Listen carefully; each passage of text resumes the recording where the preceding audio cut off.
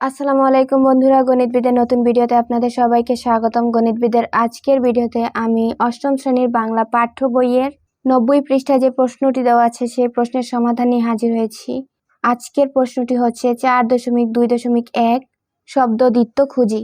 নদী কবিতায় এমন কিছু শব্দের প্রয়োগ আছে যেগুলো একই রকমের দুটি শব্দ দিয়ে তৈরি, যেমন কল যোগ কল, কল কল। কিছু শব্দ আবার সামান্য বদলে ভিন্ন রকম হয়েছে, যেমন যেমন হেলা যোগ হেলি, হেলা হেলি। আবার কিছু শব্দ পাশাপাশি দুইবার এসেছে, যেমন ঘুরে যোগ ঘুরে, ঘুরে ঘুরে। কবিতাটি থেকে এই ধরনের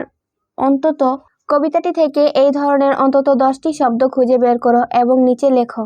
লেখা শেষ হলে সহপাঠীদের সঙ্গে মেলাও এবং প্রয়োজনে সংশোধন করো। নিচে 10টি শূন্যস্থান দেওয়া আছে। এই শূন্যস্থানে আমরা যে শব্দগুলো লিখব সেগুলো হলো দলে দলে, সখিতে সখিতে, ঝিক ঝিক, গায়ে গায়ে, থর থর, ঝর ঝর, খান খান, পর পর, বড় বড়, ঝাঁকে ঝাঁকে, দিয়ে দিয়ে এবং তীরে তীরে। এই 10টি শব্দ আপনারা লিখলেই এই প্রশ্নের সমাধান শেষ হয়ে যাবে। এখানে যে শব্দগুলো আমরা লিখেছি সবগুলাই কবিতা থেকে নেওয়া। আপনারা চাইলে নিজেদের মতো করে নিজেদের ইচ্ছা অনুযায়ী কবিতা থেকে আলাদা শব্দ খুঁজে বের করে লিখতে পারেন। আশা করছি আপনাদের বুঝতে কোনো অসুবিধা হয়নি। যদি কোনো প্রশ্ন থাকে তাহলে অবশ্যই কমেন্টের মাধ্যমে জানাবেন, আমি আনসার দেওয়ার চেষ্টা করব। সম্পূর্ণ ভিডিওটি দেখার জন্য ধন্যবাদ। দেখা হবে পরবর্তী ভিডিওতে।